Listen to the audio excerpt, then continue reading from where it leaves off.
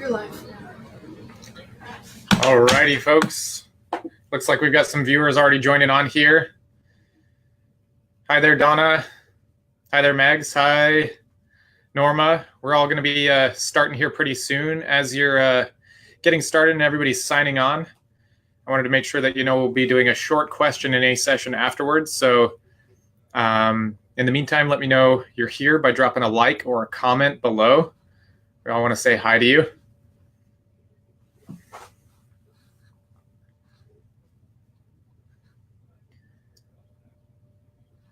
Make sure that you're sharing this with all your friends there tonight. Put this out there. We're going to be starting up here very shortly. 6:20 is when we're going to be starting. So I wanted to give a couple more people the time to sign on.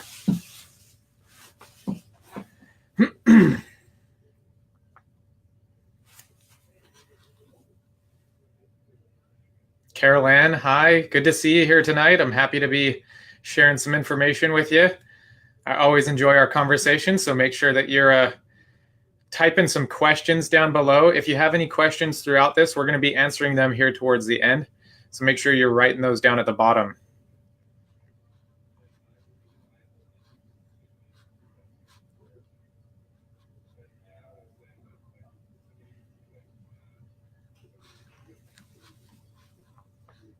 Welcome to the Heart Strong webinar tonight. I'm so excited to be sharing some information with you guys tonight. So keep tuning in, keep sharing this with all your friends. We're going to be starting here in just a little bit.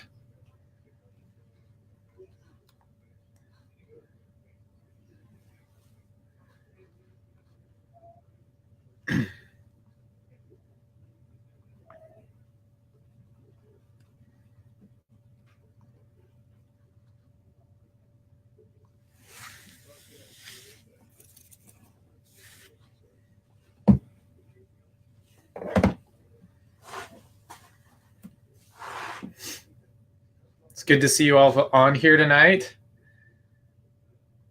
This shows me that you're dedicated to your health. Always something new to learn, always something new to try out. So keep sharing this with all your friends.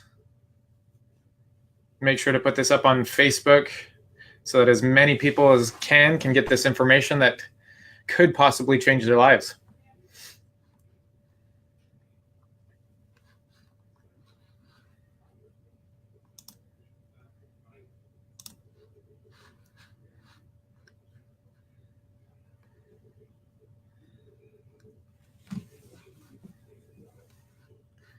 Just a reminder to you as well, we're going to be starting here shortly, but if you're posting any questions down in the bottom, if they're of a personal nature, you can come and ask us here in the office as well. And we don't want to be sharing anybody's personal information there. So make sure you stay up to date. Make sure you're sharing this with everybody on Facebook.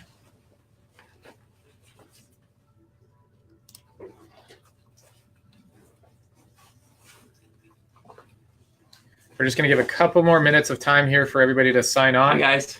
Say hi to Dr. Osborne.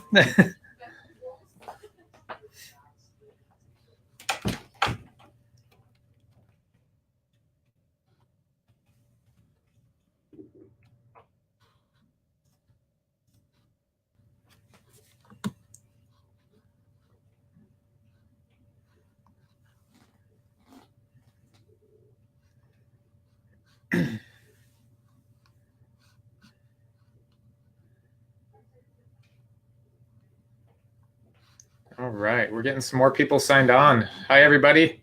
Good to see you here tonight.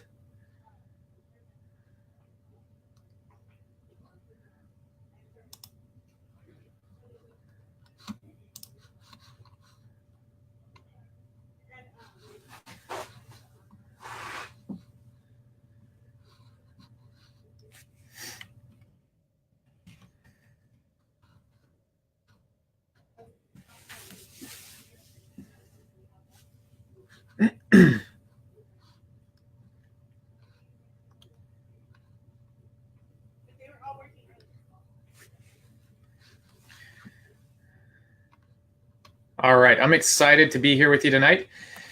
Let's dive right into the information. So tonight, tonight's live event may not be geared toward you specifically because, we always think, it's not going to be me. That's the same thing we always think, oh, maybe him or maybe her, but it's not going to be me. But the truth of the matter is that around 836,000 deaths occur every year due to heart disease.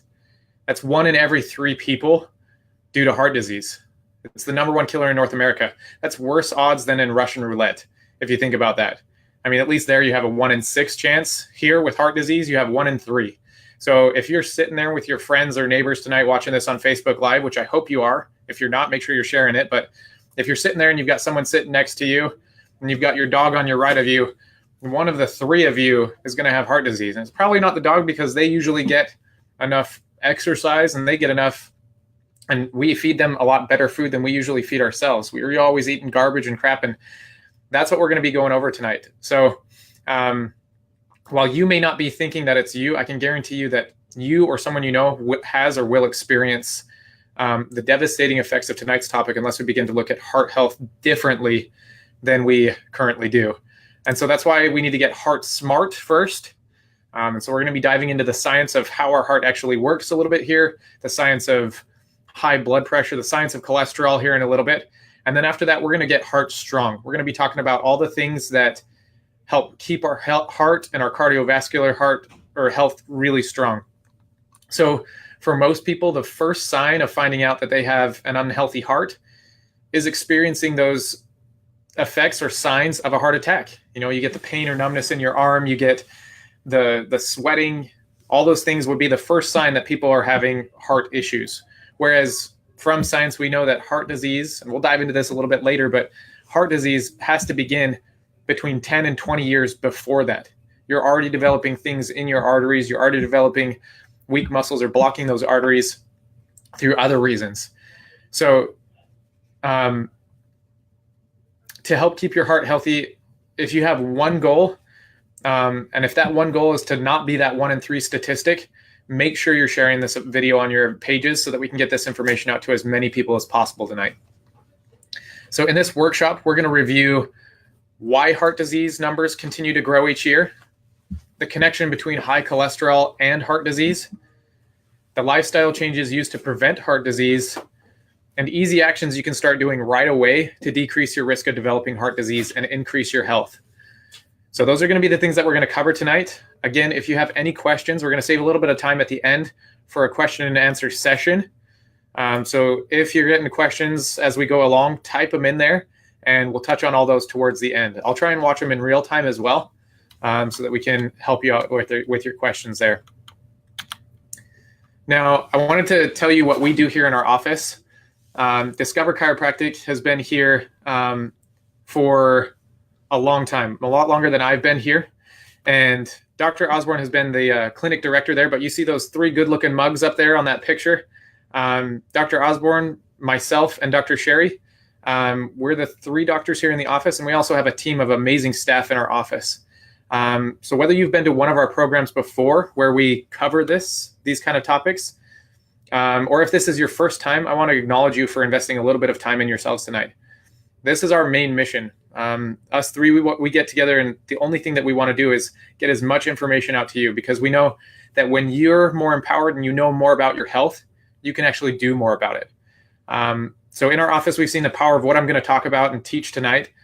The 3 of us doctors have over 52 years of combined experience. We've seen a man go from taking 100 heart pills per month to getting healthy enough to not need any. We've seen people who have had high blood pressure, who have had high cholesterol, and were told that their only option was to be on some sort of beta blocker, pill, potion, or lotion for the rest of their life.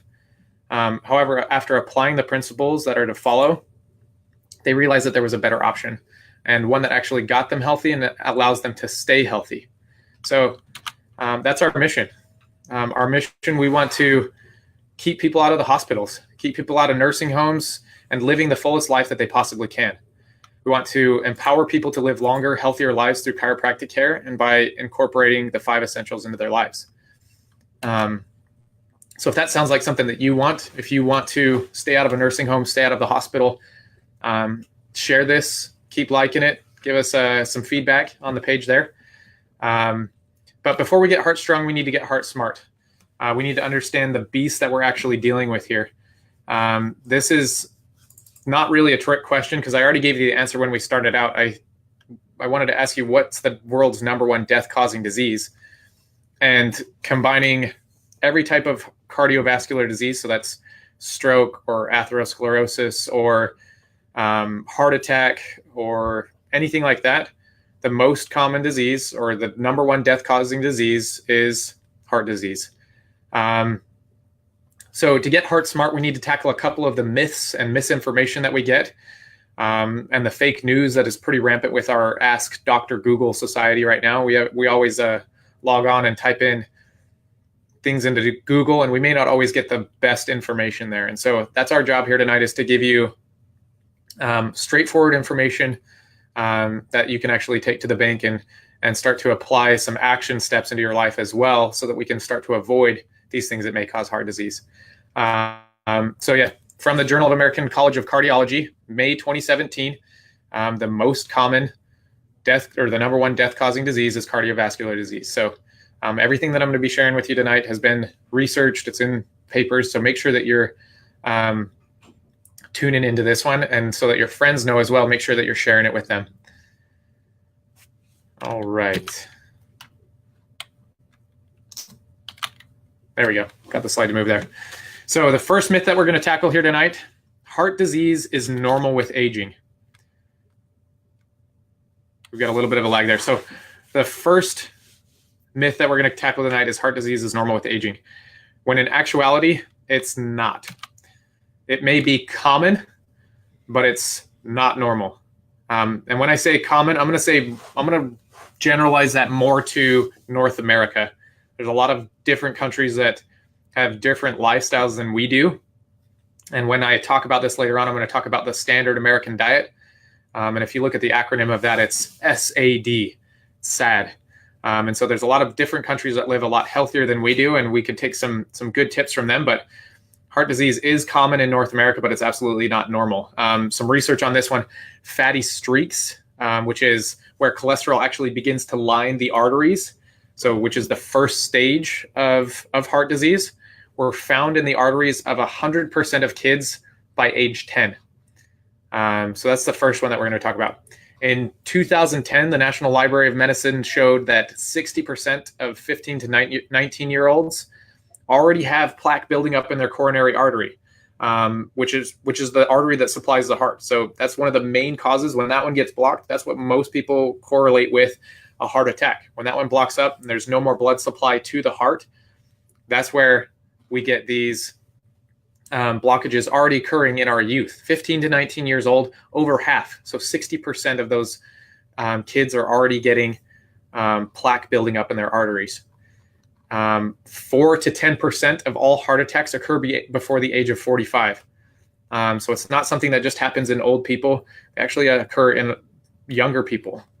So we see that it has nothing to do with aging, actually. It has much more to do with how much time we've been neglecting the laws that govern true health and healing, or how much time we've not been taking care of ourselves. So a couple more stats that I want to give you here.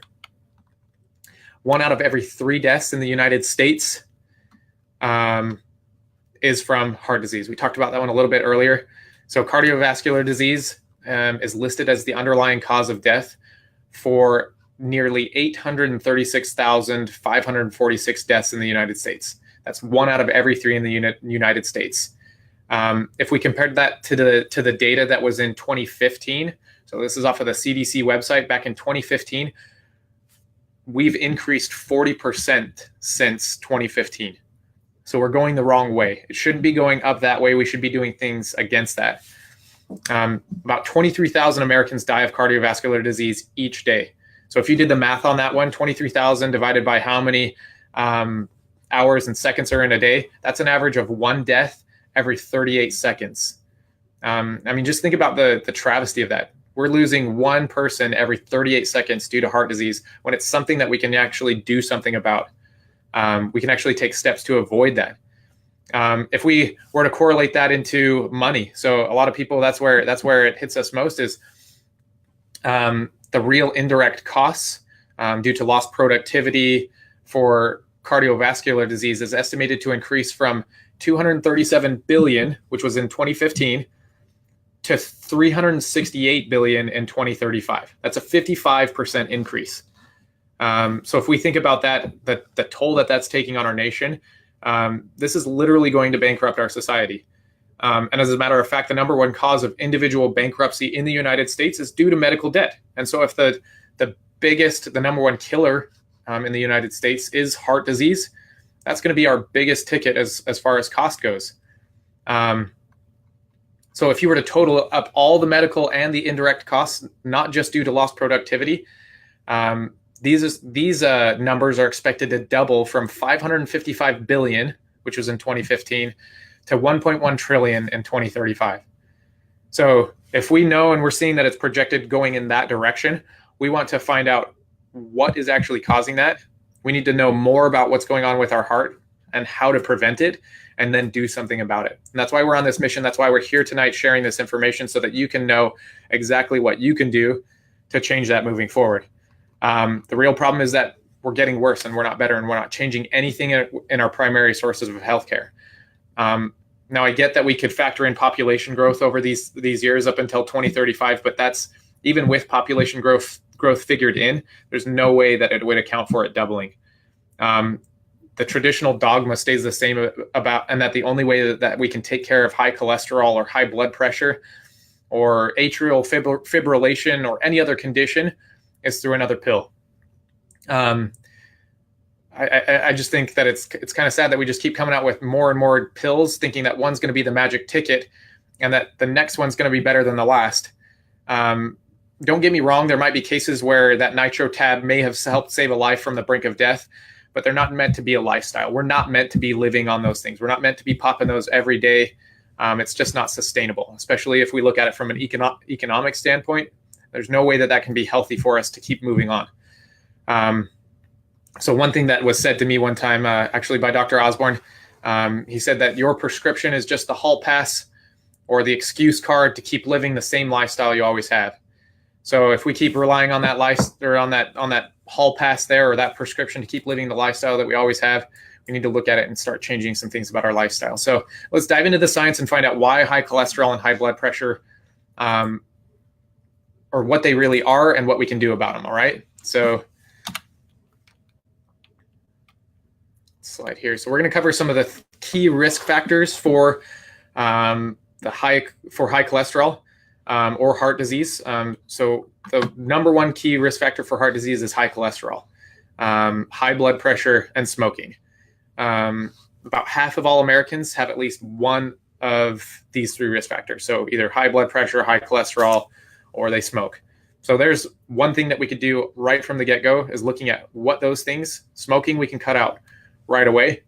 But several other medical conditions and lifestyle choices can also put people at a higher risk for heart disease, like diabetes, obesity, or as I like to call it, because they come as a package deal now, diabesity.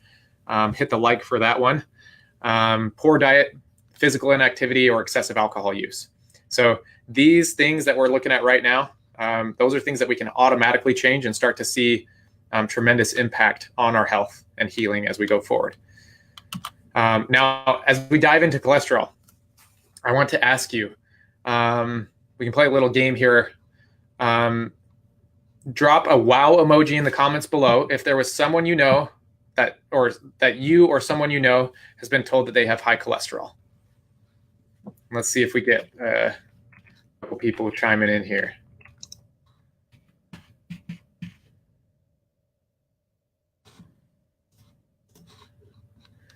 So we got a couple comments below there. Keep dropping a couple likes. Yep, so we got a couple wow emojis. Okay, yeah, so a couple people. Yeah,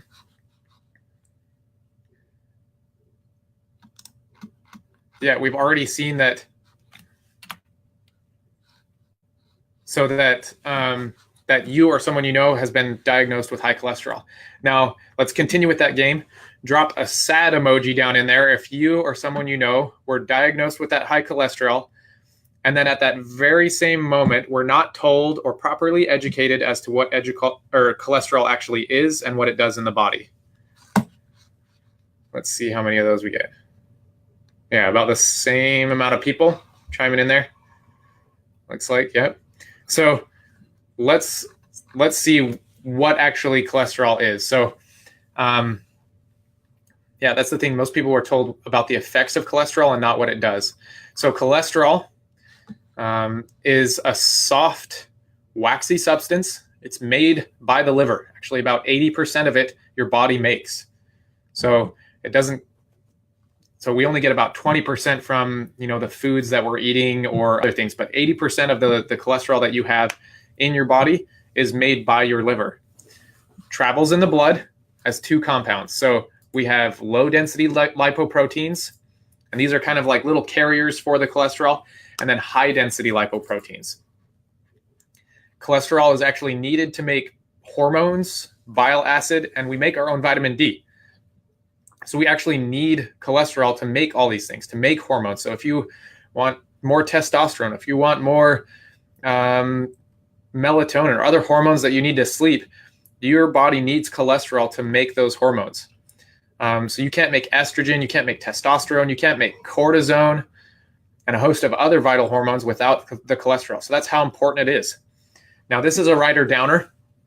Cholesterol is actually the body's repair substance. Bet you weren't ever really told that. But if you think about it, as you have stresses that happen to your body or things that are flowing through the bloodstream, and say one of those items actually hits the side of the wall of the blood vessel, you get like a ding or a nick, okay? So if your arteries or blood vessels get damaged in any way, cholesterol that's floating through there actually repairs that. It'll actually fill in that little dent or ding in the artery, which will cause it to heal. Now, the big thing is that when we get inflammation happening, or when we get, let's see, this is changing here on us. There we go. Okay. So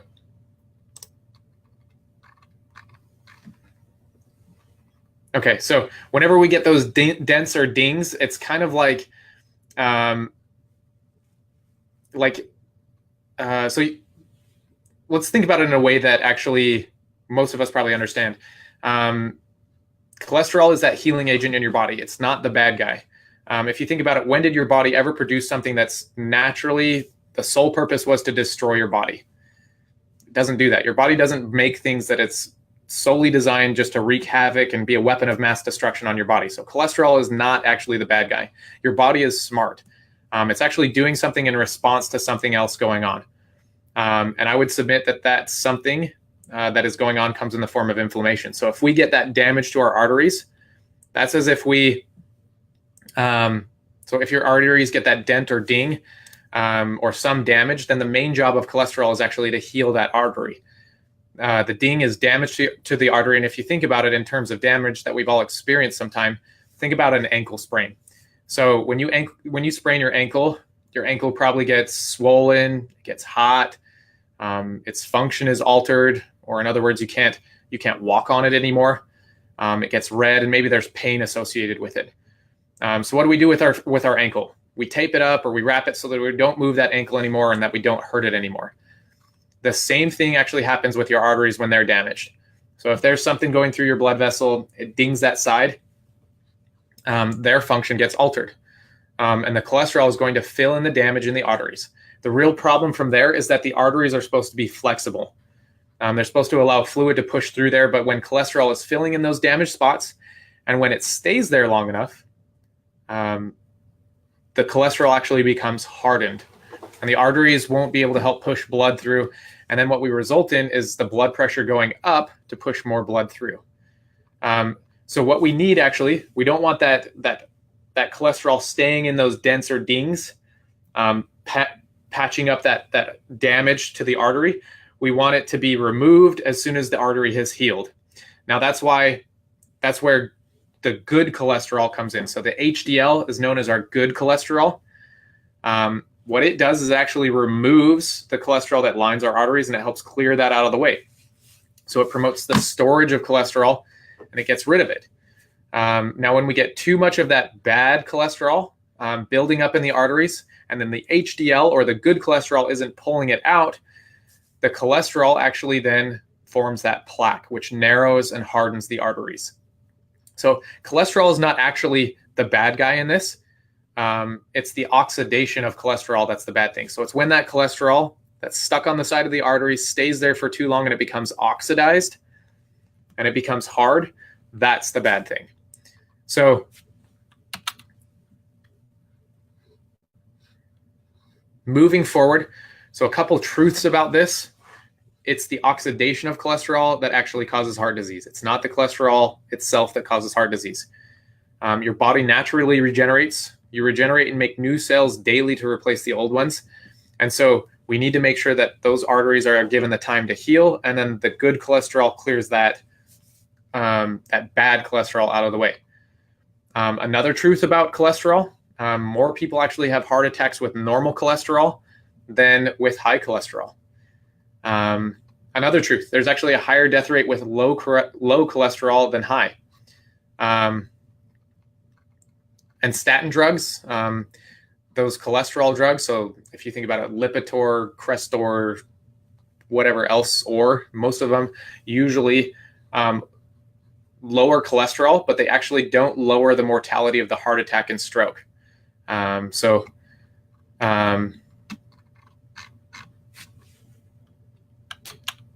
Still got a little bit of a lag here, so bear with me, folks, here. So let's look into the causes of this high cholesterol. So we hit on a lot of these things a little bit earlier. So poor diet, lack of exercise, being overweight.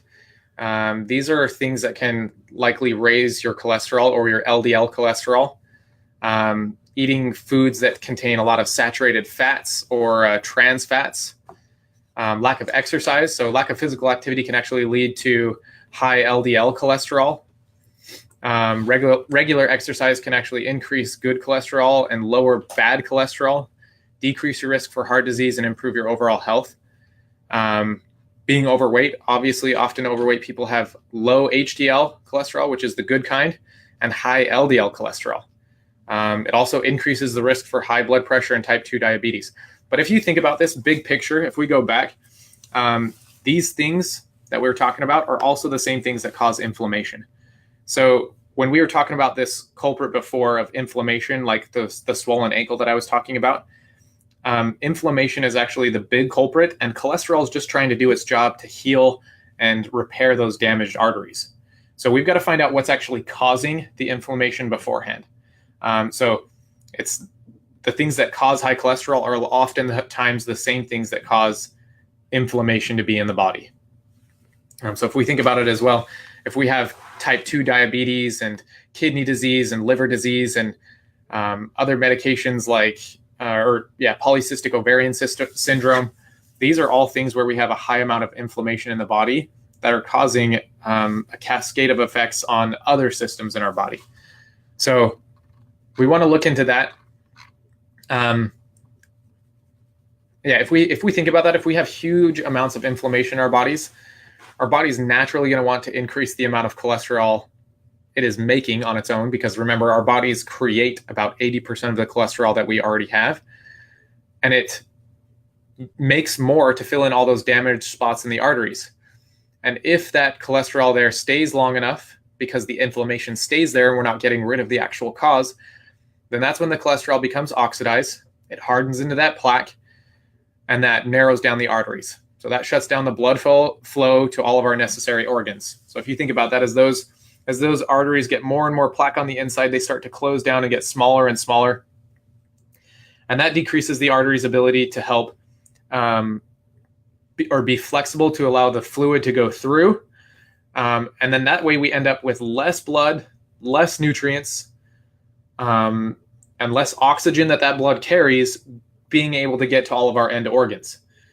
So naturally, our body is smart. I'm going to always hit on that. Our body has this innate ability to heal and repair itself, and it always wants to maintain a certain amount of balance.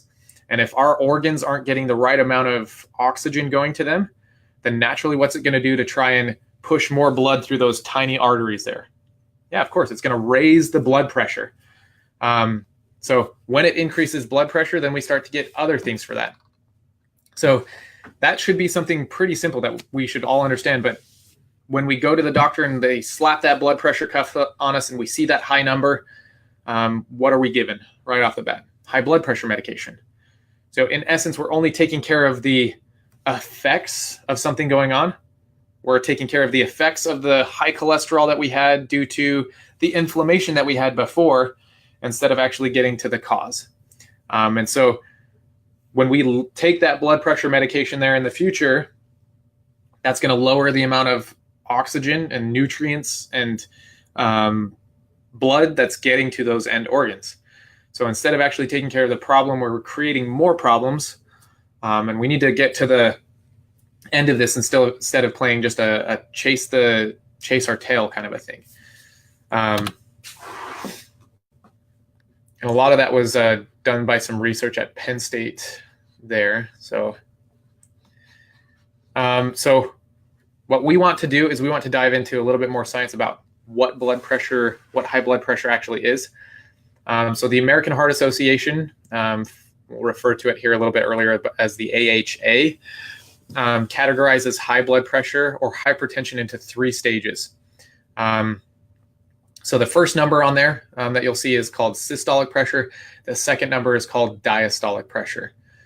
So when we see stage 1 hypertension, so that's 130 over 139, or 130 to 139, that's stage 1 hypertension.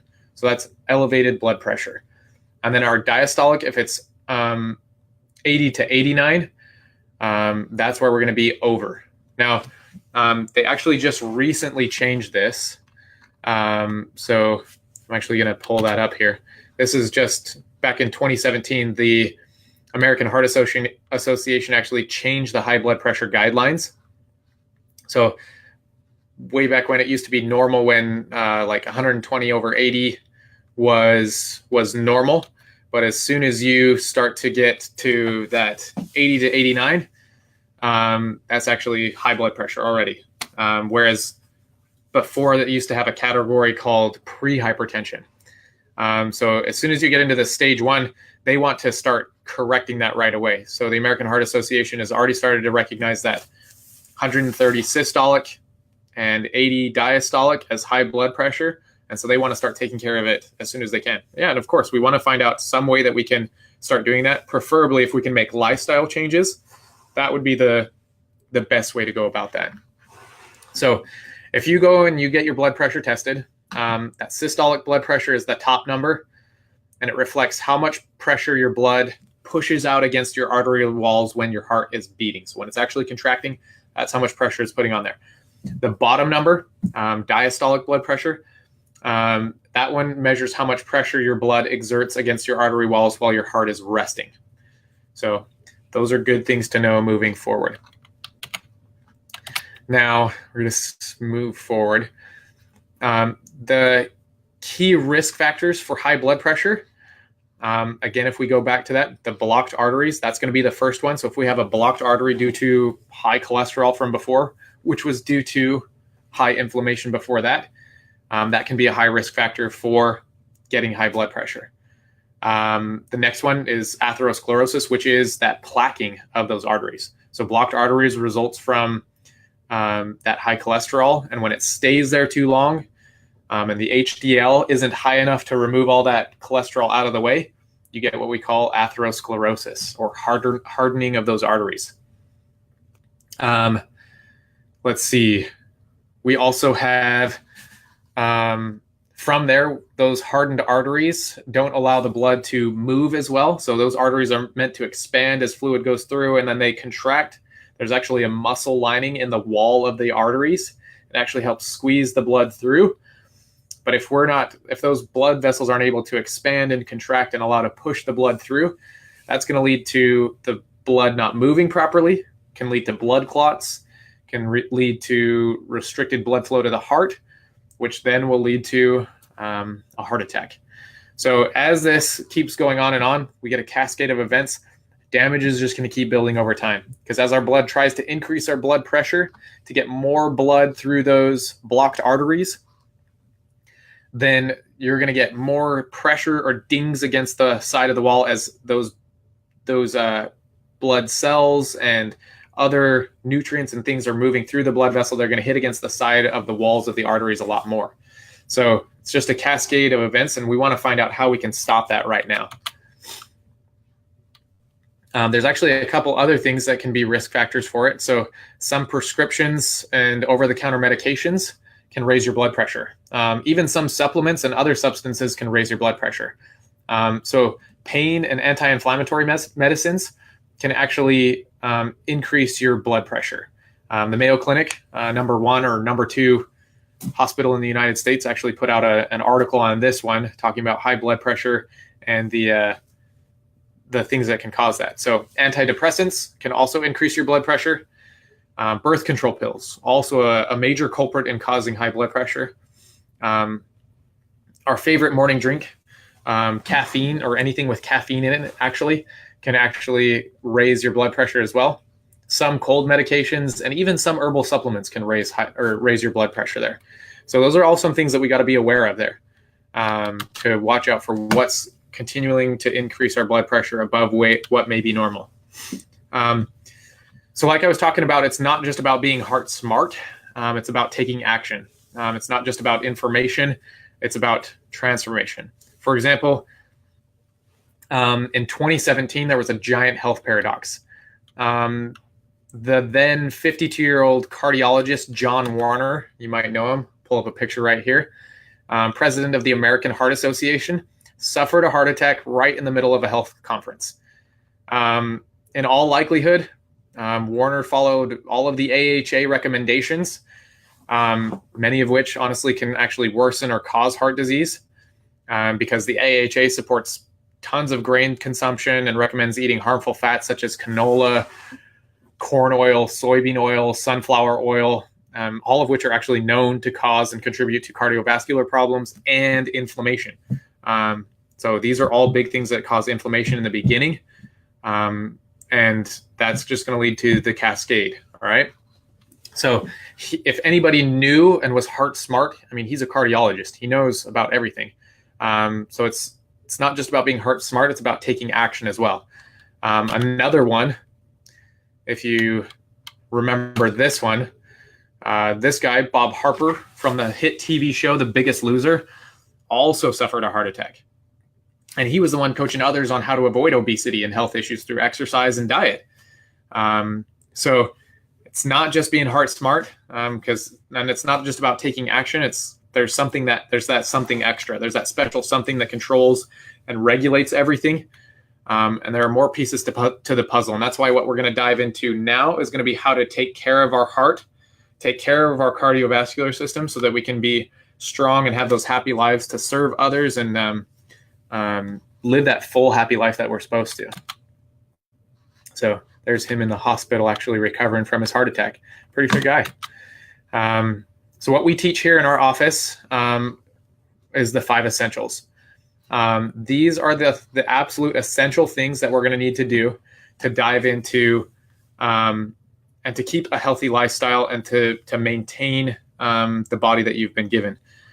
So all of these things help prevent disease. They help with keeping you healthy. And so we're going to dive right into those right away. Lag on the screen here a little bit. So the first one that we're going to dive into is actually nutrition. Having a healthy diet. A lot of times we can be like, what does that actually mean? What does it mean to have a healthy diet? We're talking about foods that are rich in fresh fruits and vegetables. We're talking about potassium-rich foods like broccoli, wild-caught salmon, halibut, spinach, mushrooms, sweet potatoes. We're talking also things that are high in healthy fats. So extra virgin olive oil, avocados, coconut, extra virgin coconut oil. And if we do end up going for those grains, you can go for ancient gluten-free grains. Look for those things as part of a healthy diet. The things that we're going after now, the grains that we're getting that have been genetically modified or that are covered in glyphosate, those things are all going to ultimately lead to an increase in inflammation and inflammation is always going to equal, remember the ankle sprain? Inflammation is always going to equal pain. It's always going to equal damage and disease later on down the road. So my best recommendations would be to either follow a max living core plan for just good, healthy family nutrition and overall prevention. But if you're in a disease state already, if you've already got your first heart attack out of the way, I would recommend following a max living advanced plan. And we'll hit into what these are in a little bit. If you have your Align Your Health book as well, those are in appendixes A and B in the back of that. If you don't have one of those, all of the things that are outlined in there as well. Some studies actually show as well that supplementation can reduce major adverse cardiovascular events. So we'll hit on a couple of those here in a little bit, but some of those essential supplements that we're going to talk about are CoQ10 or coenzyme Q10, magnesium, a good omega-3 supplement, daily defense, and vitamin D. So a lot of studies actually show that that can help as well. So if we look at this picture here, we're seeing that we have lots of good healthy vegetables on one side, and then on the other side we have things that could be causing a lot of inflammation. Sugar is one of those ones that can cause inflammation as well. Grains, especially refined grains or refined carbohydrates, turn into sugar almost immediately, so within seconds. So what's the main thing that our body uses to decrease those blood sugars that cause inflammation? They're going to elevate your levels of insulin and cortisol. Insulin is your hormone that tells you to store everything as fat, and cortisol is our stress hormone. Cortisol and insulin, though, when they're released into the bloodstream, they contribute to increases in a couple of different enzymes, which also increase inflammation. And remember, if we just talk about this, if there's one thing that you get out of tonight, inflammation causes 90% of all diseases. So inflammation causes damage to the cell walls of arteries. And when we get more and more inflammation, we're going to have to produce more and more cholesterol from our liver, and that's going to lead to that plaque buildup. So to hit on nutrition here, include a lot of healthy fats. Eat nuts. Get coconuts. Get extra virgin olive oil. Include a lot of healthy fats in your diet there. If you do choose to get proteins, if you're a meat eater, go for things that are organic, that are naturally raised, and that are not pumped full of hormones. As well, make sure that they've been fed something good as well. You know that saying, you are what you eat? Those naturally raised protein sources that have been eating grass, so like grass-fed beef, for example, those are going to have a lot of healthier omega-6s in them than they are omega-6s, or omega-3s versus omega-6s. So, for example, if you were to look on the opposite side of that, if the cows have been eating corn all day long, corn naturally breaks down into something that's called arachidonic acid. Arachidonic acid always breaks down into what's called prostaglandin E2. That is just a marker for inflammation in the blood. So when we get elevated levels of PGE2, prostaglandin E2, we get inflammation galore.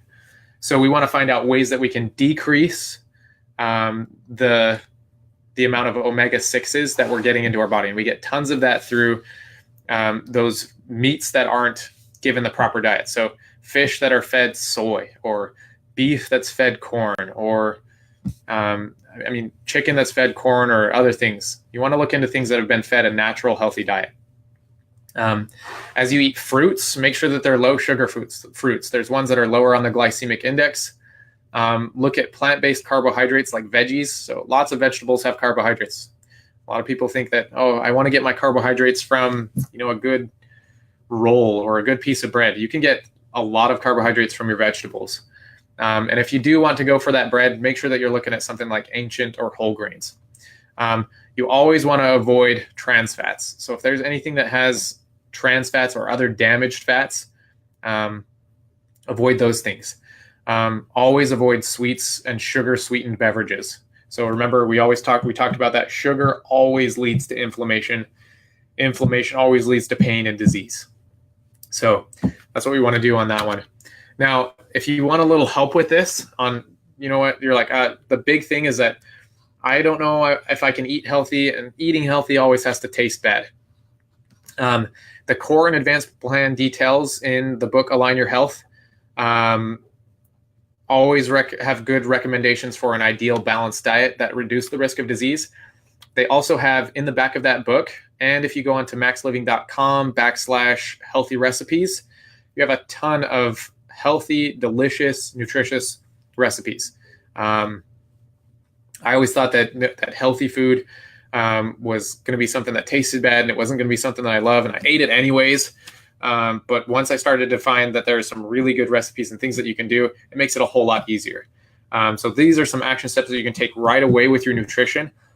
Dive online, open up your Align Your Health book, and make sure that you start making those recipes. Start diving into them. As you do that, I can almost guarantee you that you will start to decrease inflammation, and you will decrease your risk for heart disease. So just as a brief overview, the advanced plan removes grains completely from the diet. It's a huge focus on vegetables, low sugar fruit. You can get legumes and root vegetables in there, and then you get lots of healthy fats and protein. You'll moderate your protein there a little bit. Make sure that it's organic, non-processed, non-GMO choices. And the big thing with this one is don't just start slow. Don't kind of like put one foot in the water and then kind of be like, I'm going to do this halfway. Jump all the way in. Make a good plan before you start, but jump all the way in. Expect to struggle with some cravings in the first 2 weeks. But if you have a really good plan set up and you have everything set out for yourself, you're going to set yourself up for success there. So start off with your diet first. That's the biggest thing that I recommend, is making sure that the food that you're getting, that you're putting into your body, doesn't recreate more of that inflammation. And then your body's going to be able to do what it naturally does, which is heal itself. You don't have to think about a cut on your arm healing ever. You don't have to think about your arteries healing themselves. They do that. You regenerate yourself on a daily basis.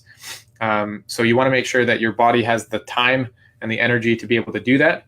So start giving it the good foods that it needs there. Now, a couple things that if we're not getting everything that we need in our diets, sometimes we just can't get everything. There's a couple things that I'd recommend. Daily Defense from Max Living can actually help decrease inflammation. So it has a ton of things in it. So it has a combination of antioxidants, which are like, I believe it has curcumin, Indian gooseberry, and melon extract. And the curcumin C3 complex actually is a powerful anti-inflammatory molecule that comes from the turmeric root. So if we want to get to the root cause before everything, so before the high blood pressure, before the high cholesterol, which caused the high blood pressure, we want to get to the inflammation, which originally causes the high cholesterol. We want to start attacking that at the beginning. And so if we can start taking out inflammation right from the beginning, this daily defense can actually have a huge ability to help you combat the radical damage, or the oxidative stress from inflammation. The other one that I would recommend, B vitamins, so B complex. While some people may get enough B vitamins from a pretty varied diet, there are a lot of those who are over the age of 50 who take like antacid medications or have other digestive issues like celiac disease or Crohn's disease. Those kind of people are at an increased risk of a vitamin B deficiency. So vitamin B is really important in helping you produce red blood cells. And it also helps protect against free radicals, which are those things that oxidize the cholesterol into that hard plaque on the inside. So making sure that you've got a good B supplement, it will help as well. B vitamins, there's a lot of them. So there's B1, B2, B3, B5, B6, B7, B12. All those ones are critical in your body's ability to generate energy from the foods that you eat, and then be able to use that food as an energy source. So one study actually that I found on this one, I was reading about this one. Oh, well, let's go back up.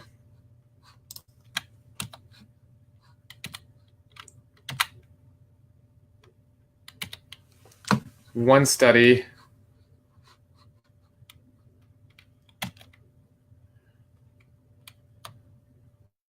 we go. Come on.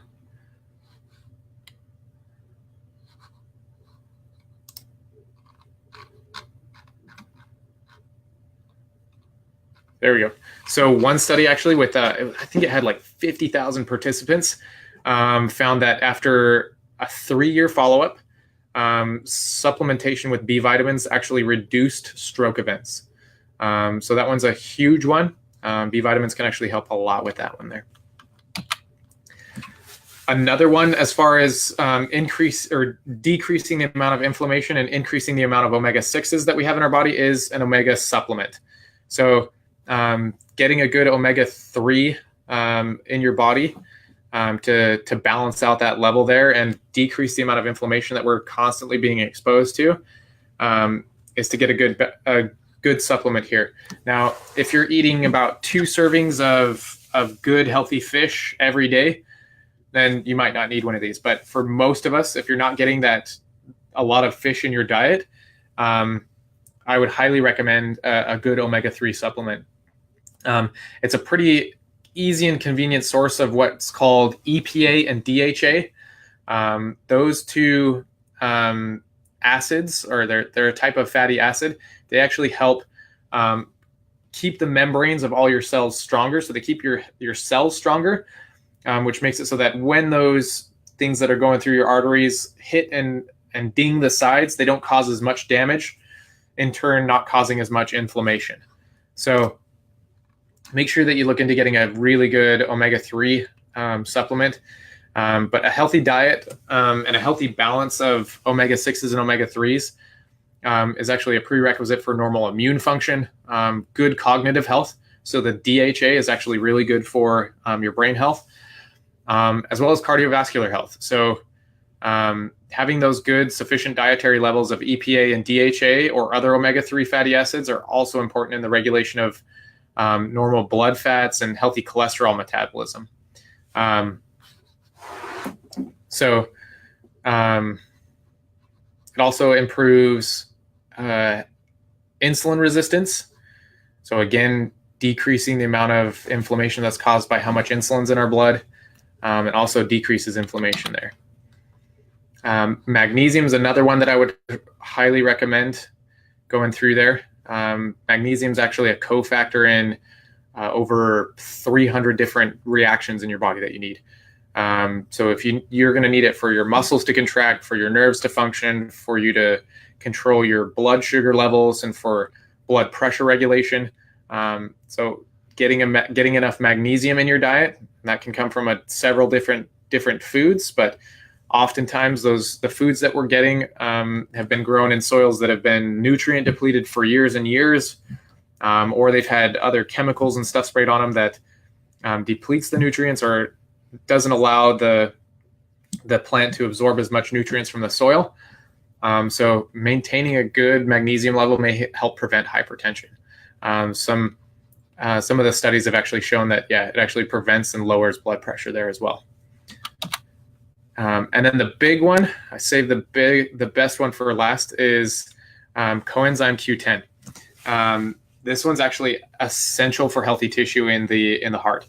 So it's this coenzyme Q10. If you were to take a piece of a heart cell out, you would find that this coenzyme is actually huge. It's like in high concentrations in the heart. And if we have a deficiency of it, it's been linked to high blood pressure. It's been linked to diabetes. It's been linked to arrhythmias and heart failure. And so if we have good or high normal levels of coenzyme Q10, it can actually improve the symptoms of congestive heart failure. It can improve your high blood pressure. It can improve that arrhythmia and that angina or chest pain. So it's absolutely essential to have that, as well as it's a key element in antioxidant production. So if you want some foods that have this, that's naturally occurring in foods, beef and chicken and fish have high levels of this already. Broccoli also has high levels of coenzyme Q10 in it. Cauliflower, nuts, and a couple other seeds have that in it as well. So if you come into our office and you're like, oh, I want to get all these, if you're already in that state where you're like, I'm in this crisis state with my heart, and we're changing your diet, and you've already gotten onto that part, you can get some extra help. We've actually started a new bundle that we're going to be doing. You can get on and actually come into the office and get this cardiovascular performance bundle. We'll get you all set up with that when we have it put together. The next thing that I want to dive into before we run out of time here is that oxygen and exercise are actually super important for maintaining the heart. A myth about the heart that we talk about, that we hear all the time, we hear that the heart is a pump. The heart is a pump for the blood. If you think about that on a logical level, the blood vessels in the body, if you laid them end to end, they can circle the globe about 3 times. Now, if we were to believe that the heart on its own were responsible for pushing the blood through a tube around the world 3 times, we would be sorely mistaken. This is why movement and exercise is super important. The muscles in the calves, when you move and when you exercise and when you're running around, actually help move the blood that's down in your lower extremities back up to the heart by squeezing the blood up through those veins. So making sure that we get enough movement, that we get the heart working, can actually help circulate the blood around and get more oxygen to those organs that have been constricted off by maybe the arteries that have already narrowed. So getting blood moving is actually really important. That way your heart doesn't have to work harder.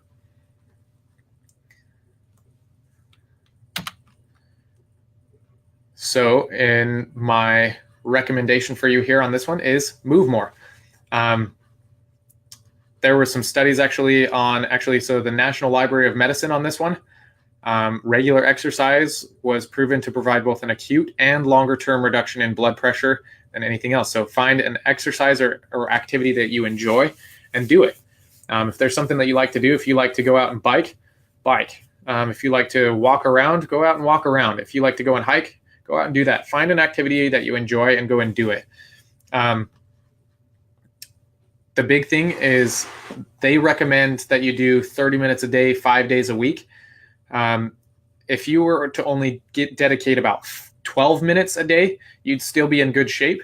You could just do what we do here in the office, and that's called high intensity interval training. So, for example, if you like to do that activity of biking, you can go out on your bike and you can ride around, and then for 30 seconds, go as hard and as fast as you can on that bike as you can. So just bike as hard and as fast as you can for 30 seconds. Take a rest, coast for a second. Then after you take that rest for about 10 seconds, bike as hard and as fast as you can again for another 30 seconds, and then rest. And then after you've rested for about 10 to 20 seconds, bike as hard and as fast as you can for 30 seconds. And that's a cycle all the way through. Do that 5 times through for about 12 minutes, and you'll get more of a workout doing that than if you were to go to the gym for 2 hours and do weightlifting for an hour and cardio for an hour. It's how we get that heart pumping and that heart moving that really, really counts. The other thing that we want to do is we want to get our mindset in the right place. This has to do with the stress that we encounter on a day-to-day basis. So if we're constantly thinking about the next thing that's coming up, or if we're thinking about all the things that we have to do, and we're working these crazy jobs and we never take time to sit down, de-stress and rest, then those the stress hormones that are released as well, cortisol, increases your blood pressure. They also increase those enzymes that I was talking about earlier that actually increase inflammation. So your body produces a surge of hormones when you're in a stressful situation. You can take some easy steps right now to decrease the stress that you're experiencing. First thing that you can do, take a deep breath in. Just sit there for a second, fill your lungs full of air, and breathe all the way out. Make a conscious effort throughout the day to deepen your breathing and slow down your breathing. I mean, there's been thousands of gurus and other people over the years that have emphasized the importance of breathing. You can also simplify your schedule. So look over your calendar and your to-do list that you have. Find things that aren't contributing to your health goals right now.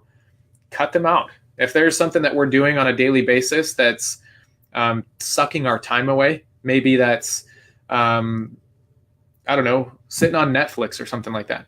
Find whatever that thing is, cut it out so that you can add more time to the things that are more important. We already talked about exercise earlier, but actually physical activity is a natural stress buster. You actually release endorphins, which actually do the opposite thing of your stress hormones. They actually decrease stress, they decrease inflammation, they decrease pain. So get out and do some physical activity. Sleep is another huge one that I want to recommend to you.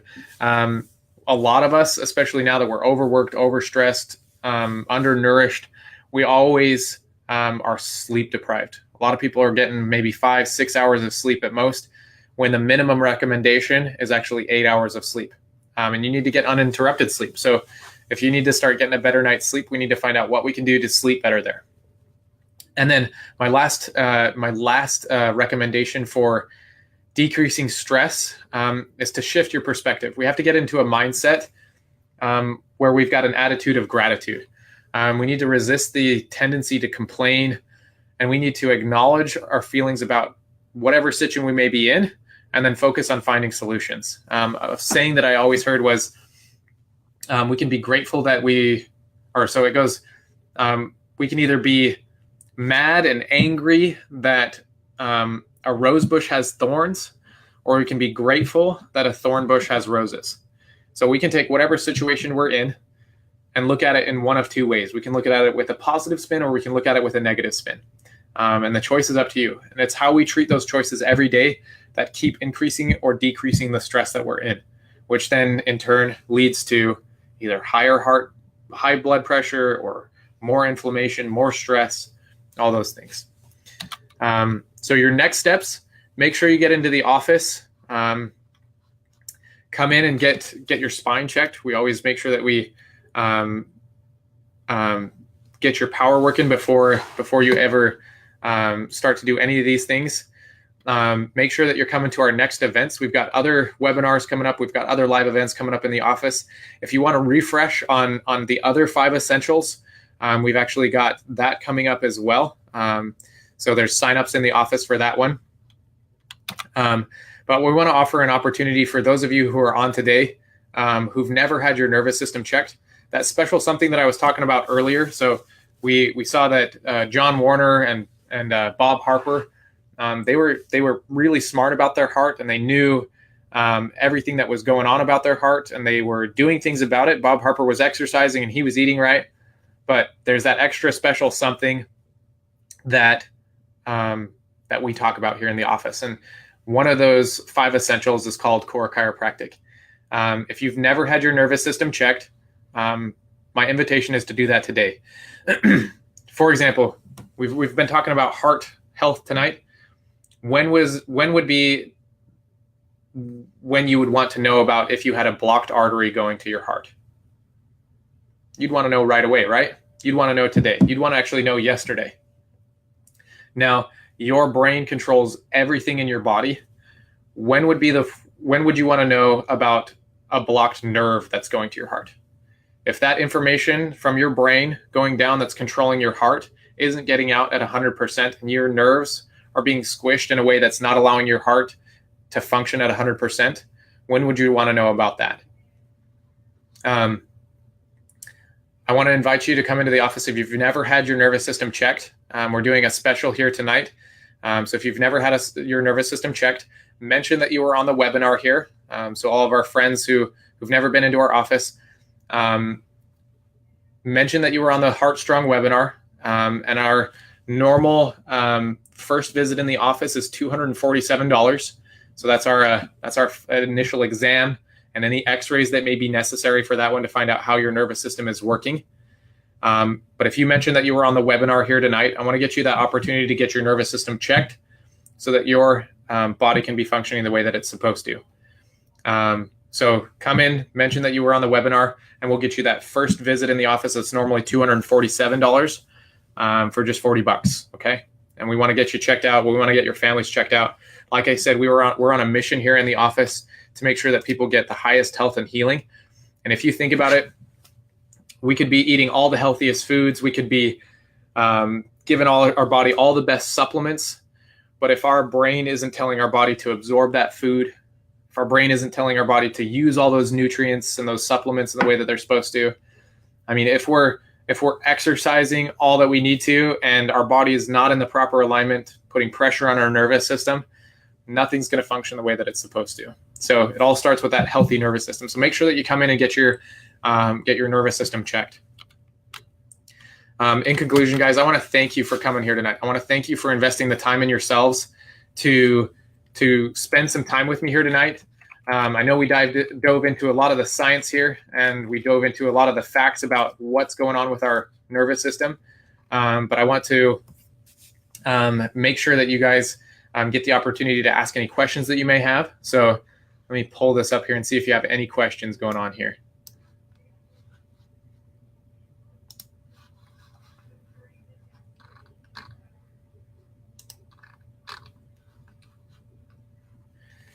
Yeah, and make sure that you're giving us a call if you have any questions. If you want to come in, call us get an appointment scheduled to get your nervous system checked.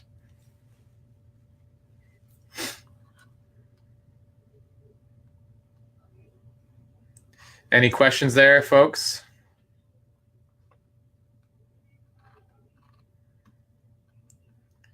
All right. I want to thank you for spending your time here with me tonight. Again, give us a call. Come in, and I hope you love this, and I hope you enjoyed it. I enjoyed definitely being here with you and sharing some of the information that I put together on this one. So as always, everybody be well, and I love you all. Thanks.